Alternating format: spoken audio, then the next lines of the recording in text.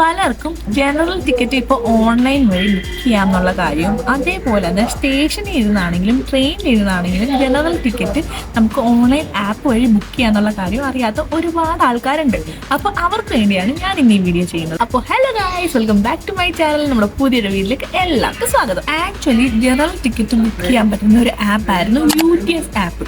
പക്ഷേ UTS app ഇപ്പോൾ നിലവിൽ വർക്കിംഗ് ആണ്. എന്നാൽ റെയിൽവൺ എന്ന് പറയുന്ന ആപ്പിലേക്ക് ഇതെല്ലാം കൂടെ ഇൻക്ലൂഡ് ചെയ്ത് ഒരു ആപ്പ് ക്രിയേറ്റ് ചെയ്തിട്ടുണ്ട്. ഈ റെയിൽവൺ ആപ്പ് എന്ന് പറയുന്നത് റെയിൽവേയുടെ ഒഫീഷ്യൽ ആപ്പാണ്. അപ്പോൾ നമുക്ക് എങ്ങനെയാണ് UTS വഴിയും റെയിൽവൺ വഴിയും ജനറൽ ടിക്കറ്റ് ബുക്ക് ചെയ്യുന്നതെന്ന് നോക്കാം.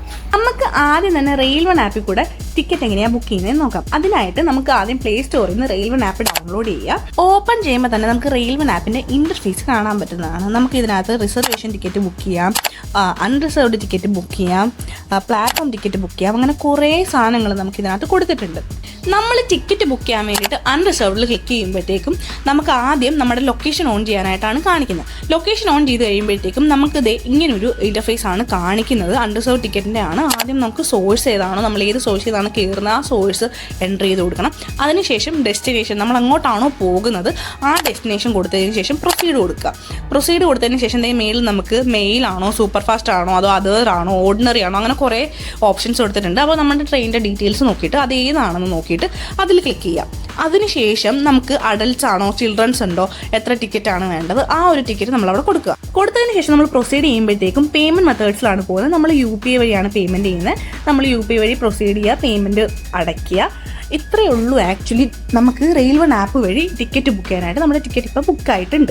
അതിനുശേഷം നമ്മുടെ ബുക്ക് ചെയ്ത ടിക്കറ്റ് മൈ ബുക്കിങ്സിലാണ് കിടക്കുന്നത്. ഇപ്പോൾ നമ്മൾ മൈ ബുക്കിങ്സ് എടുത്തു കഴിഞ്ഞാൽ നമ്മുടെ ഇപ്പോൾ ബുക്ക് ചെയ്ത ടിക്കറ്റും അതേപോലെ പ്രീവിയസ്ലി ബുക്ക് ചെയ്ത എല്ലാ ടിക്കറ്റ്സും ഇതിനകത്ത് കിടക്കുന്നതായിരിക്കും. നമ്മൾ എങ്ങോട്ടാണ് ടിക്കറ്റ് ബുക്ക് ചെയ്തത്, അങ്ങനെ ഫുൾ ഡീറ്റെയിൽസ് ഇവിടെ കിടക്കുന്നതായിരിക്കും. നമുക്ക് ഇതിനകത്ത് നമ്മുടെ ടിക്കറ്റ് എടുക്കാവുന്നതാണ്. നോർമലി നമ്മൾ ഈ ജനറൽ ടിക്കറ്റൊക്കെ ഓൺലൈൻ ആപ്പ് വഴി ബുക്ക് ചെയ്യുമ്പോഴത്തേക്ക് നമുക്ക് റെയിൽവേ സ്റ്റേഷനിൽ കുറച്ച് ദൂരം മാറി നിന്ന് ടിക്കറ്റ് ബുക്ക് ചെയ്യാൻ പറ്റുള്ളൂ. ഇപ്പം നമ്മൾ സ്റ്റേഷനിലോട്ട് വരുവാണെങ്കിൽ നമുക്ക് ടിക്കറ്റ് കൗണ്ടറിൻ്റെ അവിടെ ഒരു QR കോഡ് ഒട്ടിച്ചേക്കുന്നത് കാണാം. ആ QR കോഡ് എന്ന് പറയുന്നത് ആ സ്റ്റേഷൻ്റെ QR കോഡാണ് വരുന്നത്. ആ QR കോഡ് വഴിയാണ് നമുക്ക് ടിക്കറ്റ് ബുക്ക് ചെയ്യാൻ പറ്റുന്നത്. ഇപ്പോൾ നമ്മൾ ട്രെയിനിൽ വെച്ചാണ് നമ്മൾ ടിക്കറ്റ് ബുക്ക് ചെയ്യാൻ നോക്കുന്നതെങ്കിൽ നമുക്കതിന് 2 ഫോണിൻ്റെ ആവശ്യം വരുന്നുണ്ട്. ഒരു ഫോണിൽ ആ ഒരു സ്റ്റേഷൻ, ഏത് സ്റ്റേഷനിൽ നിന്നാണോ നമ്മൾ ടിക്കറ്റ് ബുക്ക് ചെയ്യാൻ ഉദ്ദേശിക്കുന്ന ആ സ്റ്റേഷനിൽ നിന്ന് നമുക്ക് ആ സ്റ്റേഷൻ്റെ QR കോഡ് നമുക്ക് ഓൺലൈനിൽ സെർച്ച് ചെയ്തിട്ട് അതുവഴി നമുക്ക് ടിക്കറ്റ് ബുക്ക് ചെയ്യാൻ പറ്റുന്നതാണ്. അതിന് 2 ഫോൺ യൂസ് ചെയ്യേണ്ടി വരും.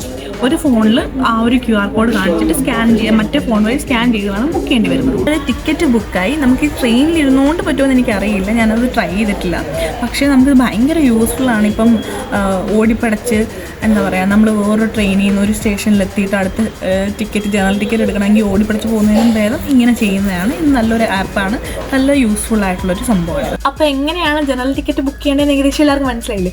എന്തെങ്കിലും ഡൗട്ട് ഉണ്ടെങ്കിൽ കമൻറ്റ് സെക്ഷനിൽ ചോദിക്കുക. അതുകൂട്ട് തന്നെ ഇതുപോലെ എന്തെങ്കിലും ഡൗട്ട്സോ കാര്യങ്ങളോ ഒക്കെ ഉണ്ടെങ്കിൽ, ഇനി അതിനെപ്പറ്റി ഒരു വീഡിയോ ചെയ്യണം എന്നൊക്കെ ഉണ്ടെങ്കിൽ എനിക്ക് കമൻറ്റ് സെക്ഷനിൽ അറിയിച്ചാൽ മതി. ഞാൻ അതിനെപ്പറ്റി വീഡിയോ ചെയ്യുന്നതായിരിക്കും. അപ്പോൾ അടുത്തൊരു വീഡിയോയിൽ കാണുമ്പോൾ ബൈ.